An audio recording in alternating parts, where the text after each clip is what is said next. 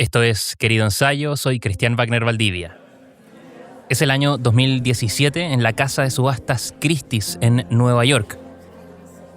El mundo, o al menos el mundo del arte, tiene sus ojos puestos allí, ya que se va a subastar el cuadro Salvator Mundi, denominado El Último Da Vinci, un cuadro que estaba perdido y que resurgió de manera muy inesperada y que a ojos de algunos expertos, y digo algunos porque no hay consenso absoluto sobre su autenticidad, es el último cuadro conocido del pintor renacentista Leonardo da Vinci.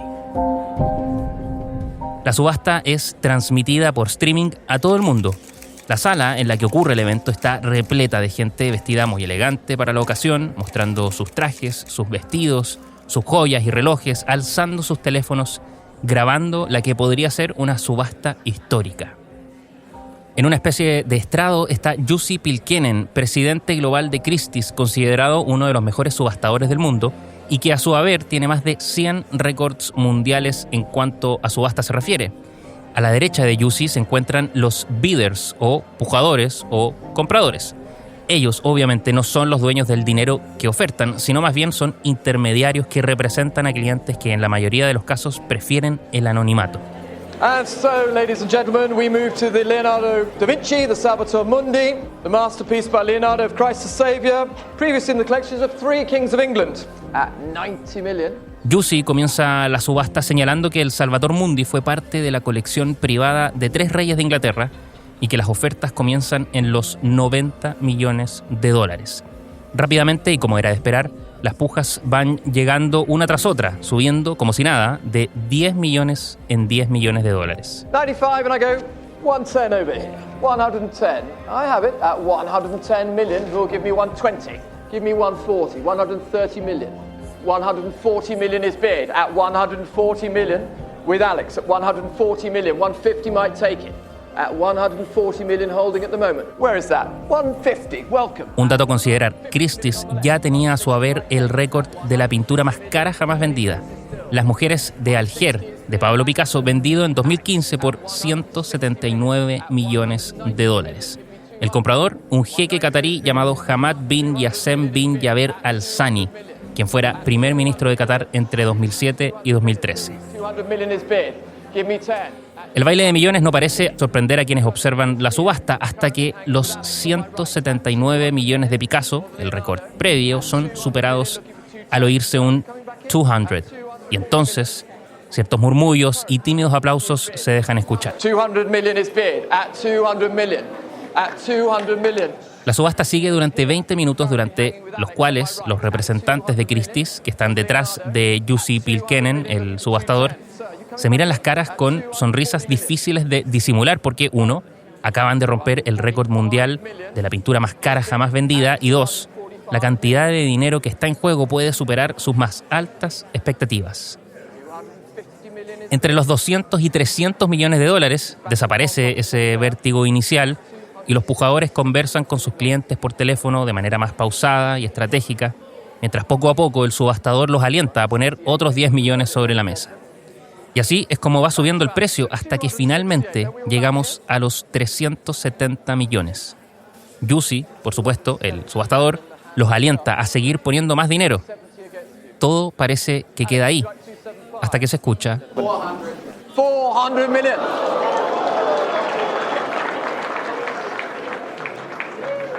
$400 millones. La gente aplaude, los otros pujadores comentan a sus clientes el nuevo precio a batir y que resulta imbatible. Un precio que luego crece debido a que el precio de martillo, que es el precio final de la puja, se le añaden las comisiones, resultando en un total de $450 millones como precio definitivo. Francois is out. Are you sure, Francois? At 400 million then. Thank you all for your bidding here and on the telephone to my left. And of course here, Loic and Francois, it is with Alex Rotter at 400 million. Leonardo Salvator Mundi selling here at Christie's. $400 million is the bid, and the piece is sold.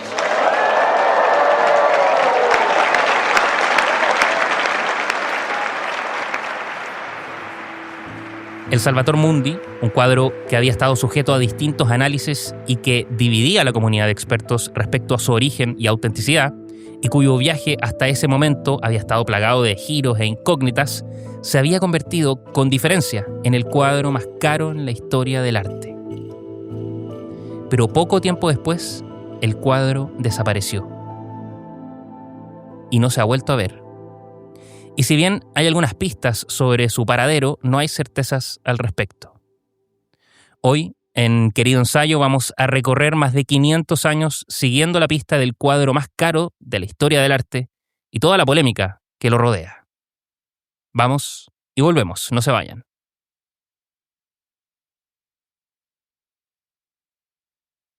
Estamos de vuelta en Querido Ensayo, soy Cristian Wagner Valdivia y estamos hablando del cuadro Salvator Mundi.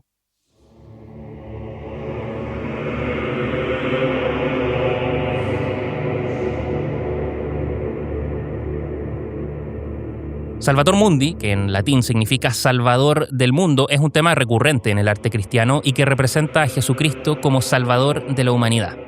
En términos iconográficos, o en cuanto a cómo es representado en la pintura, el Salvator Mundi se reconoce por la postura de la mano izquierda de Cristo que sostiene un orbe, que vendría siendo el símbolo del mundo, y la de la mano derecha en acto de bendición. Los colores del ropaje también suelen ser convencionales, túnica roja y manto azul. De hecho, el Salvator Mundi de Da Vinci no es la única representación artística de este concepto cristiano. Durante la segunda mitad del siglo XV fue una temática bastante abordada por distintos artistas de la época.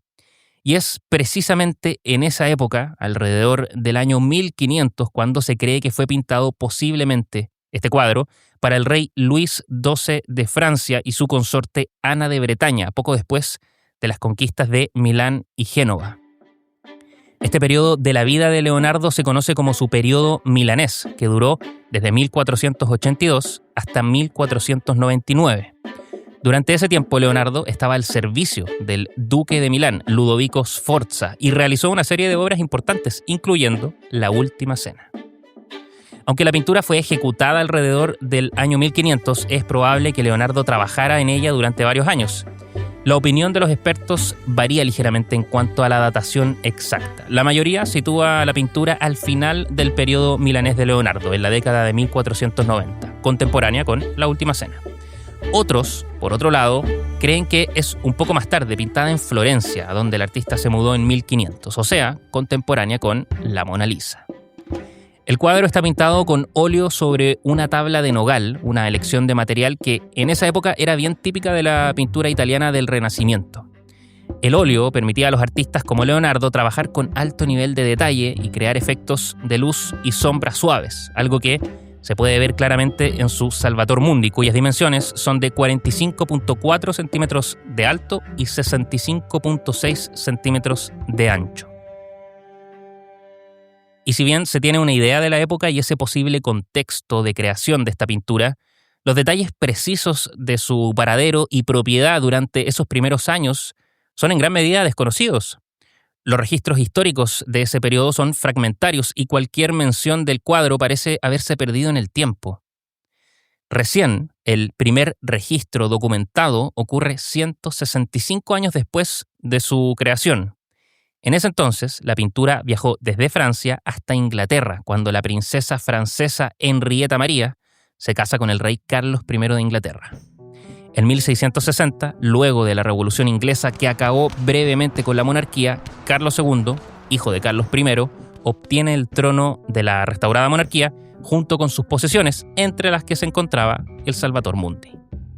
Desde ahí se pierde el rastro de la pintura, volviendo a reaparecer recién en 1900, o sea, 240 años después, al ser adquirida por la colección Cook. Esta era una de las mayores colecciones privadas de arte del Reino Unido entre el siglo XIX y XX, pero con la salvedad de que la pintura era ahora considerada una obra de Bernardino Luini. No de Leonardo da Vinci, de Bernardino Luini, un seguidor de Leonardo. O sea, en algún minuto, durante todo este tiempo, la autoría de la pintura comenzó a cambiar. 58 años después, la pintura es vendida en una subasta por 45 libras. Y cómo no, como si su destino fuera la desaparición, el Salvator Mundi se pierde hasta que en 2005, en el lugar menos pensado, aparece nuevamente. Nos separamos unos minutos y volvemos. Seguimos con la historia del Salvator Mundi en Querido Ensayo. Soy Cristian Wagner Valdivia. En el mundo del arte, un sleeper o durmiente es una pintura que se ofrece casi siempre en subasta y que ha sido mal atribuida, ya sea porque es adjudicada a un artista menos conocido o simplemente porque se pasa por alto su importancia histórica o cultural. Esto hace que los sleepers tengan un precio muy por debajo de su valor real, porque claro, no se sabe que son pinturas de gran importancia, lo que puede significar una tremenda oportunidad de mercado. Y así como existen los sleepers, también existen los sleeper hunters, o sea, cazadores de durmientes, que con su expertise, su conocimiento, buscan en los lugares más improbables algún hallazgo que pueda tener buenos resultados. Y en ese contexto, en 2005, Alexander Parrish, un autodenominado cazador de durmientes, encontró en Nueva Orleans, en Estados Unidos, una pintura catalogada como posterior a Leonardo, copia del Salvator Mundi perdido. Y por alguna razón, según cuenta la pintura, llamó su atención. No dudó entonces en llamar a su colega Robert Simon, comerciante de arte de antiguos maestros, o sea, de artistas europeos anteriores al 1800. Estas dos personas, Parrish y Simon, habían comprado juntos anteriormente y resulta que Simon ya había visto esta pintura. Decidieron entonces comprarla por algo así como $10,000. Enviaron la pintura por UPS, la empresa de transporte de paquetes, hasta Nueva York. Y cuando abrieron la caja, dos cosas le llamaron la atención. Inmediatamente. Había mucha pintura sobrepuesta, lo que quiere decir que se había trabajado sobre ella, sobre el original, pero también había una gran parte que estaba intacta, sin retocar, y eso es importante, porque eso les hacía pensar que la pintura era de los 1500, en el mejor de los casos, una obra de gente cercana a Leonardo da Vinci. Y eso ya merecía el mejor cuidado posible. El siguiente paso fue visitar a Diane Modestini, una de las mejores profesionales de la conservación de pinturas del mundo. Diane, en ese entonces, estaba casada con Mario Modestini, el que es considerado el mejor conservacionista de la historia del arte. Mario fue quien declaró como original el cuadro Ginebra de Benci, también de Leonardo, o sea, el tipo sabía.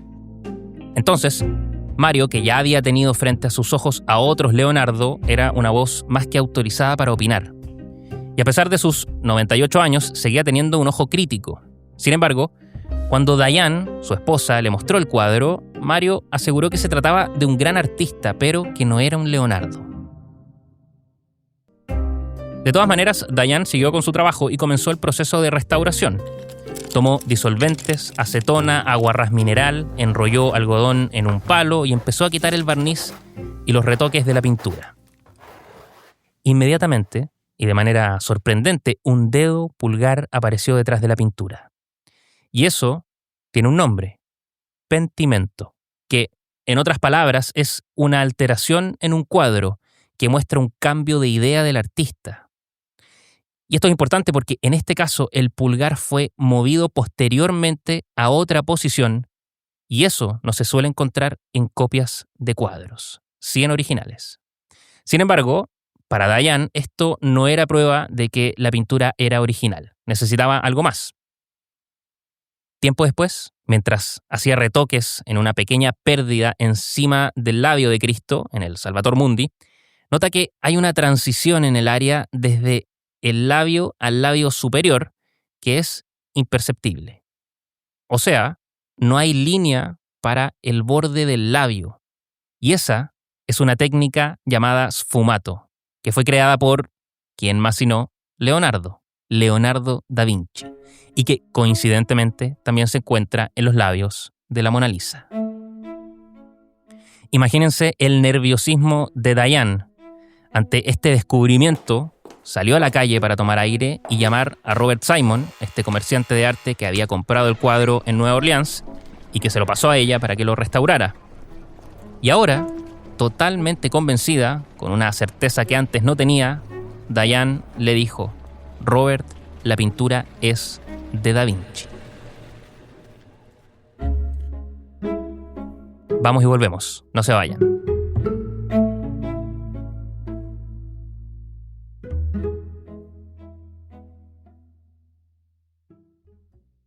Estamos de vuelta en Querido Ensayo hablando sobre el Salvator Mundi. Soy Cristian Wagner Valdivia. Todas las obras de arte de los artistas más insignes de la historia, aquellos que se han convertido en grandes maestros, en algún punto estuvieron desprovistas de su autoría confirmada, o sea, no se tenía certeza de si habían sido creadas por un gran artista. La duda rodeaba su creación hasta el proceso de autenticación, un proceso muy, muy riguroso que los reconocía como legítimos hijos de sus correspondientes maestros. Este proceso es un equilibrio bastante complejo que conjuga varios factores, desde historia, conocimiento artístico, ciencia y a veces incluso un poco de intuición.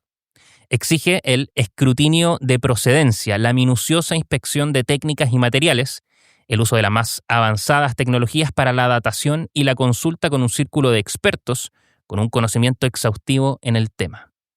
Y este escrutinio de procedencia, determinar que un cuadro fue pintado, por ejemplo, por Da Vinci, por Picasso, por Velázquez o cualquier otro artista, suele ser un camino muy largo que puede prolongarse durante años, incluso décadas. Pero, a diferencia de este procedimiento estándar, el caso de atribución del Salvator Mundi a Leonardo da Vinci fue muy polémico. Muchos críticos sostienen que el proceso de autenticación de esta obra fue insuficiente porque, entre otras cosas, el tiempo que se invirtió para validar una obra de tal calibre fue significativamente reducido en este caso. Y aunque algunos expertos respaldaron esta atribución a Da Vinci, otros insistieron en que había muchas discrepancias e incongruencias históricas en la pintura que, a su juicio, descartaban de lleno la posibilidad de que este Salvator Mundi fuera una obra auténtica de Leonardo.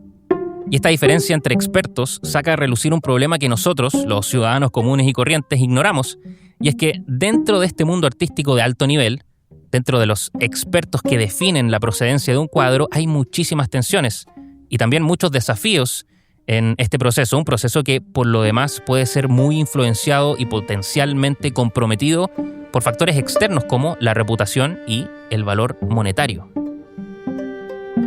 Y esto nos lleva a otra patita dentro de este mundo y es el de los curadores de museos, aquellos que se encargan de investigar, seleccionar, organizar, interpretar y conservar obras de arte u objetos de interés cultural para su exhibición y la difusión del conocimiento. Claro, porque un museo no puede llegar y exhibir cualquier cosa, se juegan su reputación. Ellos son, los curadores, a menudo destinatarios de correos electrónicos llenos de esperanza, enviados por personas que creen haber tropezado con una obra maestra desconocida. La mayoría de las veces estas esperanzas se desvanecen en la luz del análisis y la experiencia. Pero en 2008, cuando Luc Sisson, que entonces era el curador de la National Gallery, recibió las transparencias del Salvator Mundi, las transparencias son fotografías en película que permiten estudiar obras de arte con gran detalle, bueno, Sisson, el curador, sintió que aquí había algo distinto.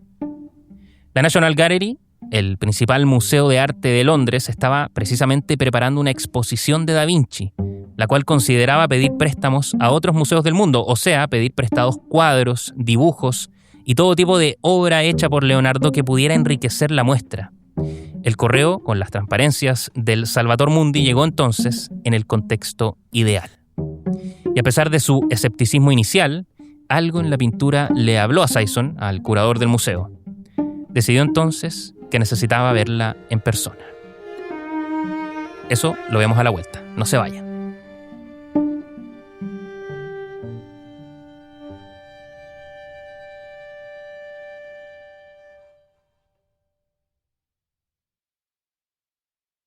Seguimos en Querido Ensayo hablando sobre el Salvator Mundi y recién veíamos cómo es este proceso de autenticación al que se someten las pinturas, las grandes obras de arte, para decidir si son o no originales, si fueron hechas por algún gran artista. Vimos cómo a Luc Sisson, el curador de la National Gallery, le llegó un correo electrónico el año 2008 con las imágenes de este misterioso cuadro que se decía había sido pintado por el mismísimo Leonardo da Vinci.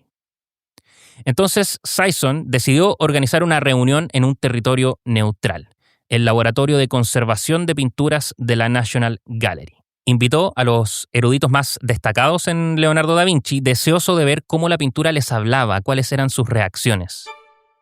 Y entre los presentes estaba Martin Kemp, profesor emérito de Historia del Arte en la Universidad de Oxford. Kemp sabía que en Windsor se conservaban 2 dibujos a tiza roja de Leonardo, uno para el pecho con la tela y el otro para el brazo y la manga. Y esto porque es importante porque sugería que Leonardo había estado trabajando en un Salvator Mundi. Pero, esto también es importante, en 100 años no se habían descubierto nuevos Leonardos. Y la posibilidad de que esta pintura fuera un Leonardo auténtico, parecía remota. De hecho, a día de hoy solo existen alrededor de 15 pinturas de Da Vinci. Otra erudita presente fue María Teresa Fiorio, experta en Leonardo en Milán. La primera vez que vio el Salvator Mundi le sorprendió la parte inferior de la pintura, la mejor conservada. Le dio la impresión de que podía ser un Leonardo. Pero en ningún momento la validación se sometió a votación como normalmente se hacía. Jamás se le preguntó directamente a los eruditos: ¿crees que este es un Leonardo? En ningún caso hubo una deliberación que permitiera otorgar autenticidad a la pintura. Sin embargo, una semana después de este encuentro, Robert Simon, uno de los dueños del Salvator Mundi, que la encontró en Nueva Orleans, recibió una llamada de la National Gallery en la que se señalaba que había consenso de que la pintura era de Leonardo. Todo esto a partir de sensaciones, de comentarios escuetos, optimistas, pero no de una conversación seria y definitiva. Hoy, varios años después, aquellos expertos explican este encuentro y de alguna forma lo defienden. Hay que entender que para ellos, ser parte del comité decidor, ser la última palabra que atribuye una pintura de tamaña importancia, es alimento no solo para sus carreras, sino también, por supuesto, para su ego. Pero eso creemos que Simon y Parrish, los dueños de la pintura, no lo sabían. Y tampoco importaba mucho. Ambos quedaron fascinados, atónitos. Y es que de pronto la realidad se impuso. Ese cuadro, que habían comprado por menos de $10,000, era un Da Vinci. Y era suyo. Obviamente no todos estaban de acuerdo. Robert K. Whitman, fundador del equipo de crímenes de arte del FBI, sintió que la pintura era sospechosa. Su procedencia era turbia, casi fantasmal. Frank Zoellner, un experto en Leonardo, señaló que había cosas extrañas en la pintura. Los rizos del cabello eran esquemáticos, los tonos de piel de la mano que bendice parecían de un pupilo. Y luego estaba el aura general, la luz general, que era precisamente la parte que había sido manipulada por Diane Modestini, esta restauradora a la que le pasaron el cuadro para que lo conservara. Hubo incluso algunos expertos que señalaron que la pintura era una obra maestra, pero de Modestini, que replicaba increíblemente el estilo de Leonardo. Modestini, por supuesto, insistió en que no podía pintar como Leonardo, que era un gran halago, pero que no podía. Sin embargo, otros expertos aseguran que no era de Leonardo porque no reconocían su técnica. Los dedos de la mano parecían rotar sobre sí mismos, algo que Leonardo, con su profundo estudio de la anatomía, no habría cometido. La atribución de una obra de arte no se decide en 1 año o 10, sino en 20 o 30. Pero eso poco importaba. Con el beneplácito de los mayores expertos a nivel mundial, la realidad era totalmente distinta. Una vez que la pintura fue atribuida a Leonardo, la National Gallery decidió exhibirla como tal. La gente comenzó a hacer largas colas y a pagar entradas de más de $400 solo para tener la oportunidad de admirarla. Antes de la exhibición, la National Gallery lanzó un comunicado en el que se describía la obra como una prueba. Pero, cuando finalmente se expuso, la pintura estaba etiquetada como un Leonardo auténtico. La posibilidad de agregar atribuido a, o asignado a, o posiblemente por, encima del nombre del artista fue descartada porque, claro, le quitaba peso, le restaba importancia. La National Gallery no quería dejar lugar a confusiones y decidió presentarla como una obra autografiada por Leonardo, como su pintura perdida. Y esta atribución a Leonardo ayudó a que el precio de la pintura se disparara a niveles récord. Algunos sugirieron que la pintura se exhibió solo para atraer visitantes. Normalmente una pintura de esta importancia histórica se analizaría al 150% y se buscaría un consenso general, pero eso, como ya lo vimos, no sucedió en este caso. Luego de esto, a los dueños de la pintura, Robert Simon y Alexander Parrish, se unió como tercer socio Warren Adelson, un tipo que ya tenía experiencia en la venta de pinturas caras. Juntos, los tres fijaron el precio del Salvator Mundi en $200 millones. Recordemos que la compraron en $10.000. Sin embargo, a pesar de sus esfuerzos y acercamientos a distintos museos, porque el deseo de los dueños era vender la pintura a museos y no a coleccionistas privados, no había interés. Una cosa era el dinero, juntar $200 millones no era tarea fácil, y menos si era una pintura que ya venía arrastrando una reputación, digamos, complicada. Habían, como se dice hoy en día, demasiadas red flags que hacían de esta pintura una obra riesgosa.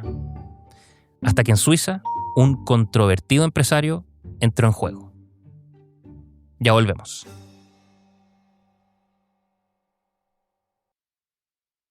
Seguimos en Querido Ensayo, soy Cristian Wagner Valdivia, estamos hablando del Salvator Mundi, el que se dice es el último cuadro descubierto de Leonardo da Vinci.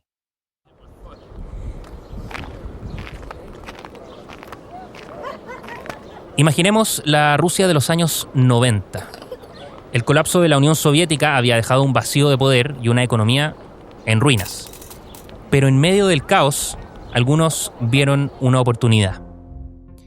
Entre ellos estaba Dmitry Ribolovlev, un astuto empresario que, al tomar control de una empresa estatal de potasa es un mineral que se usa para fertilizantes, se convirtió en multimillonario de la noche a la mañana en la transición hacia lo privado. Pero cuando una de sus minas colapsó en 2008, causando lo que se describió como el mayor desastre natural desde Chernobyl, Ribolovlev decidió que era hora de huir. Con su fortuna en el banco se exilió a Ginebra, Suiza. Y en Ginebra, Ribolovlev conoció a Yves Bouvier, un empresario suizo que había heredado una empresa de transportes de su padre. Bouvier había notado una creciente demanda de lugares seguros para almacenar bienes de alto valor, entre ellas obras de arte. Así que expandió su negocio y creó almacenes blindados, generalmente dentro del perímetro de un aeropuerto. Estos almacenes, conocidos como puertos libres, son un paraíso fiscal donde los ricos pueden mantener sus posesiones en secreto de las autoridades fiscales. Bouvier, con su red de contactos y conocimiento del valor real de las obras de arte, se convirtió en el aliado perfecto para Ribolovlev. Juntos realizaron 37 compras de arte, incluyendo obras de Gustav Klimt, René Magritte, Picasso, Mark Rothko y muchos otros. Pero la joya de la corona era el Salvator Mundi. Cuando Ribolovlev vio el Salvator Mundi, le dijo a Bouvier que lo quería. Bouvier entonces investigó y volvió con una recomendación: no lo compres. La pintura tenía un pasado oscuro, una restauración excesivamente larga de casi 5 años y rumores de que la restauradora, Diane Modestini, tenía intereses económicos en la pintura, o sea que también era dueña de la pintura. Y además, por si fuera poco, nadie quería comprar la pintura, lo que lo hacía aún más sospechoso. No obstante, Ribolovlev insistió y Bouvier, muy obediente, compró la pintura por $83 millones. Pero aquí es donde esta historia se pone interesante. Apenas unas horas después de comprar la pintura, Bouvier, este empresario suizo que estaba a cargo de la compra del Salvator Mundi, le envió un correo a Ribolovlev, que lo había empleado a él, diciéndole que el primer precio que había conseguido para la pintura era de $150 millones. Después de una serie de correos electrónicos y, entre comillas, negociaciones, Ribolovlev accedió a pagar por la pintura $127,5 millones, sin saber que Bouvier ya la había comprado por $83 millones y que toda esta negociación que habían tenido por correo electrónico había sido falsa. O sea que este señor suizo compró la pintura en $83 millones a los dueños originales y luego de esto generó esta falsa negociación con el ruso Ribolovlev solo para sacarle más plata. En cuestión de horas, Bouvier había ganado $47,5 millones. La verdad salió a la luz cuando un artículo de prensa reveló que los tres socios iniciales, habían vendido el Salvator Mundi por $83 millones. Al ver esto, Ribolovlev se dio cuenta del engaño. La traición de Bouvier dejó a Ribolovlev furioso y decidió deshacerse de toda su colección de arte, una colección que había pagado a un precio muy superior al valor real debido a las manipulaciones de Bouvier. O sea, Bouvier había hecho esto no solo con el Salvator Mundi, sino con todas las otras obras de arte que había comprado en representación de Ribolovlev. Y es que claro, ahora, cuando miraba su colección, estaba mirando una estafa. Ribolovlev no se detuvo ahí. En una tensa reunión, Ribolovlev le exigió a Bouvier que vendiera todas sus pinturas antes de Navidad. Te hice ganar una fortuna, ahora salva la mía. Si no lo haces, vas a tener problemas, le advirtió el ruso. Bouvier sabía que era imposible vender todas esas pinturas en tan poco tiempo, porque era casi un mes de plazo. La magnitud de la colección, su valor y el plazo eran simplemente irracionales. Así que el suizo, Bouvier, le dijo que no vendería sus pinturas porque simplemente no iba a poder hacerlo. Y ese fue un error que le costaría todo. Ribolovlev desató una tormenta legal y financiera contra Bouvier. Lo acusó de fraude, intentó destruir su reputación, lo demandó en todos los juzgados posibles, contactó a todos los bancos y casas de subastas, dejando a Bouvier en la lista negra. Sus líneas de crédito fueron canceladas, sus seguros revocados y se vio obligado a vender su empresa. O sea, perdió todo. La lección estaba clara: nunca te cruces con un oligarca ruso. Ribolovlev, aún con la necesidad de deshacerse de su arte, decidió vender su colección a través de Christie's, esta casa de subastas. La colección, valorada en $1 billón, incluía obras, como dijimos antes, de Klimt, Magritte, Picasso, Rothko y, por supuesto, el Salvator Mundi de Da Vinci. Pero había dudas sobre esta última pieza. Sin embargo, Christie's estaba dispuesta a apostar todo con el Salvator Mundi. Querían mantener a Ribolovlev feliz, ya que su colección era de tal tamaño e importancia que estaban dispuestos a correr el riesgo. Vamos y volvemos, no se vayan.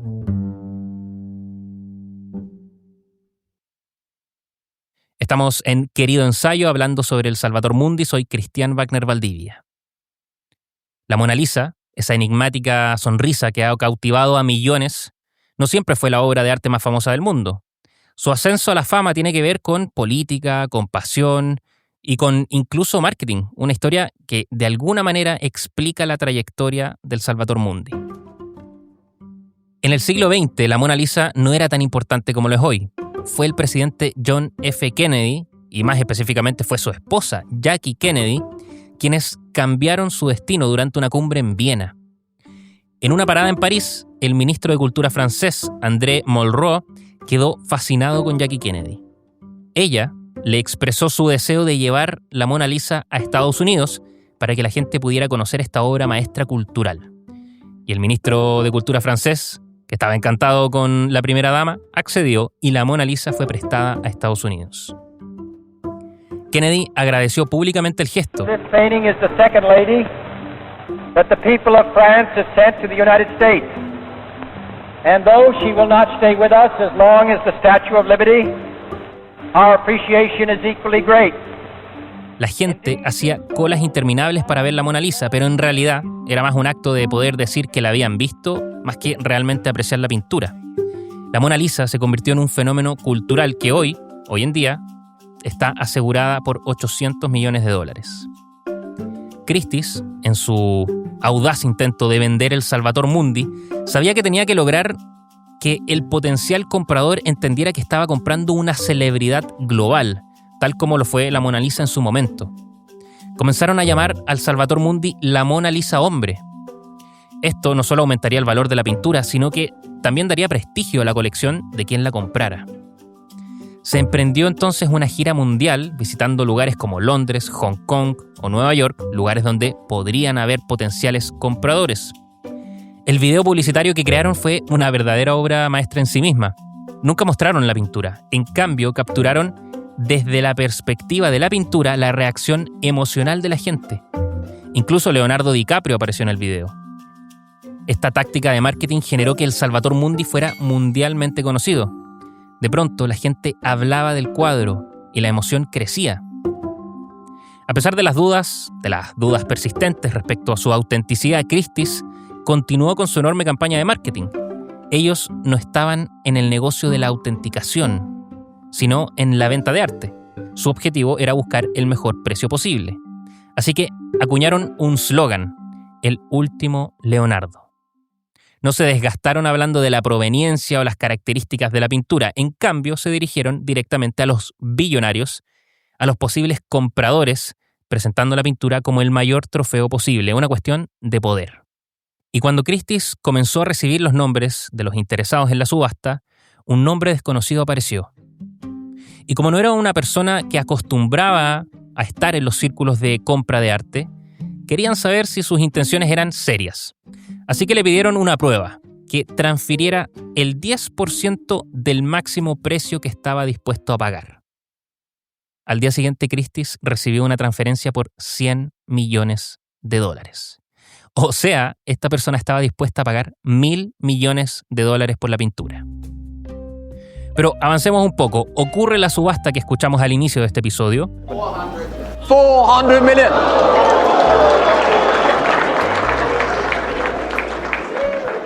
Luego de esto, luego de la subasta y el precio récord, casi inmediatamente comenzaron las especulaciones. ¿Quién era el comprador? ¿Quién gastó esta cantidad de dinero en un cuadro que se dice de Leonardo, pero que no hay consenso absoluto? El mundo de los compradores de arte es muy reservado y Christie's obviamente se negó a comentar. De inmediato, no solo los expertos en arte, sino también la gente común y corriente comenzaron a decir que la pintura era falsa. Alegaban que el 85% fue hecho por Diane Modestini, esta restauradora, que no había forma de probar que era de Leonardo. Jerry Saltz, un crítico de arte por más de 40 años del New York Magazine, fue uno de los más vocales, acusando a todos de ser cómplices en generar esta falsa idea de un Leonardo da Vinci perdido. Y así siguieron las dudas sobre el comprador. Hasta que un día se confirmó su identidad. Vamos y volvemos.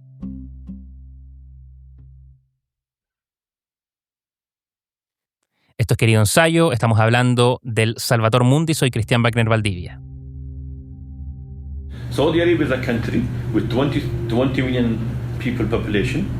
2/3 of them are young, less than 30 years old. Mohammed bin Salman is putting all issues, economic, religion, in Saudi Arabia on fast forward. We should remember, Saudi Arabia was established. Jamal Khashoggi fue un destacado periodista del Washington Post y ex gerente general y editor en jefe del canal de noticias Al Arab.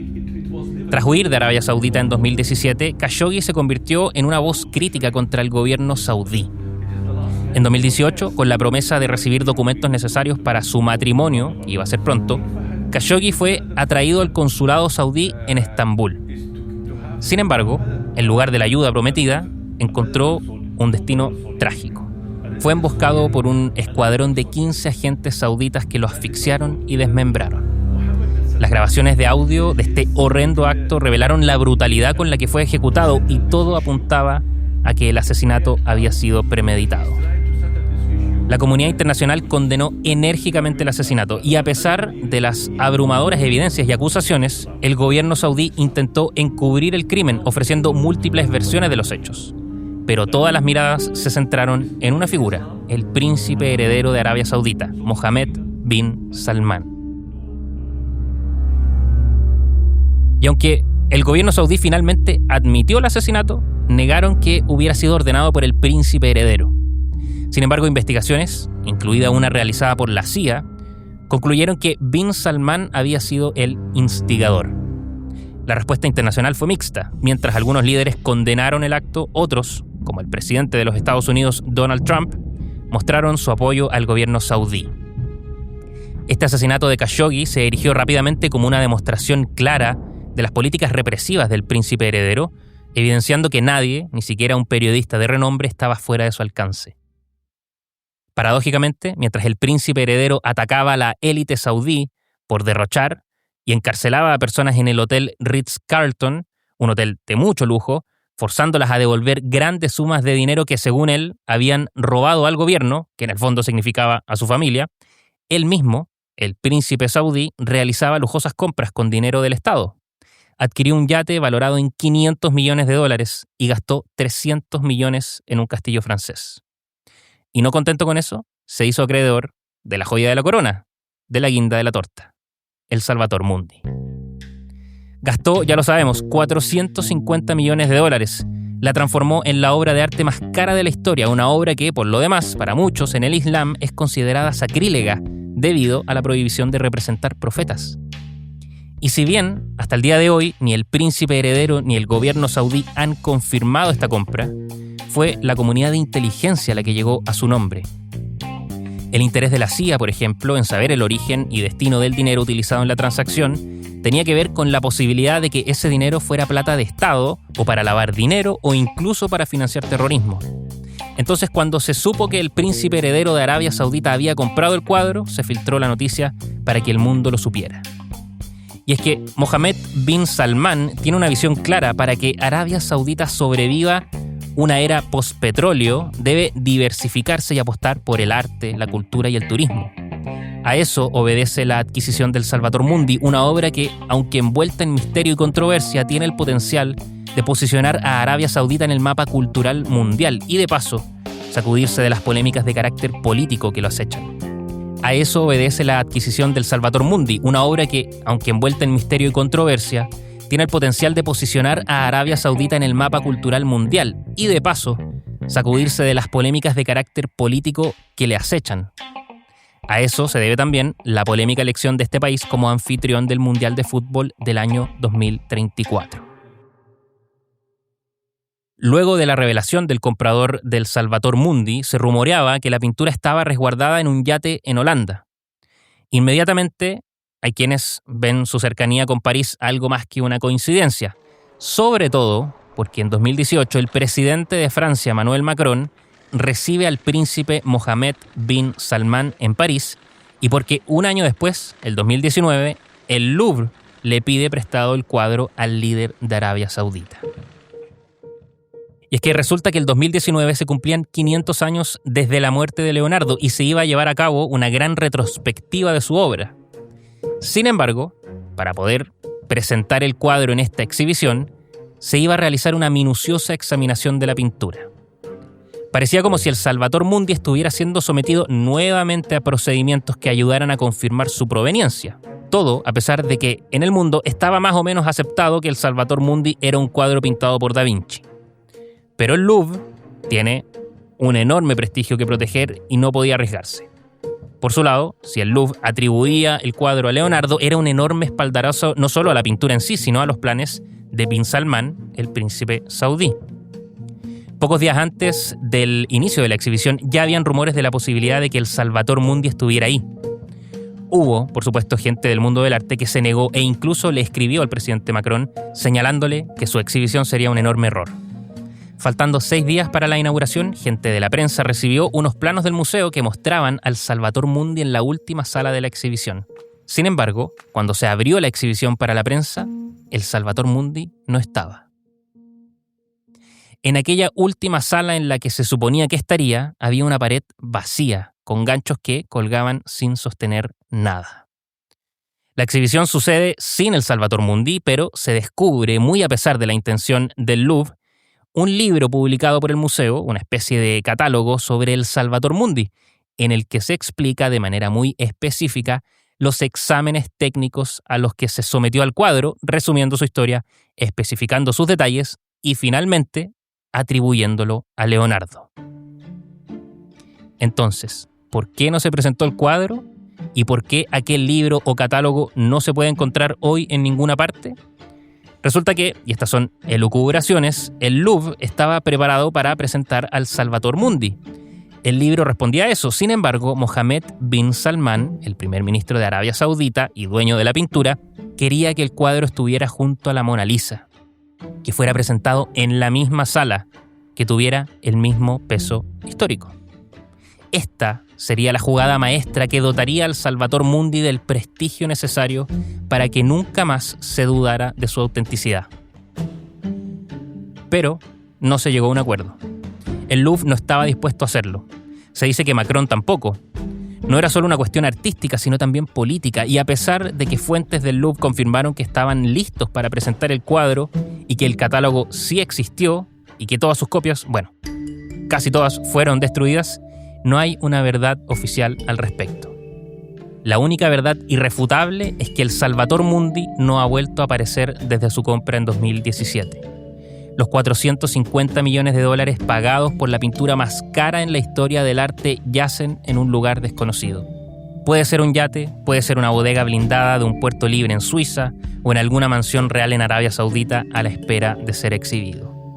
Mientras tanto, aquellas personas que estuvieron involucradas en su historia, desde Parrish y Simon, que la compraron por menos de $10,000 en 2005, pasando por Diane Modestini, pasando por el suizo Bouvier, el oligarca ruso Ribolovlev, la gente de Christie's y los expertos y fanáticos de Da Vinci, deberán seguir esperando a que el Salvator Mundi, que parece estar destinado a desaparecer, despierte nuevamente de su letargo y se deje apreciar nuevamente.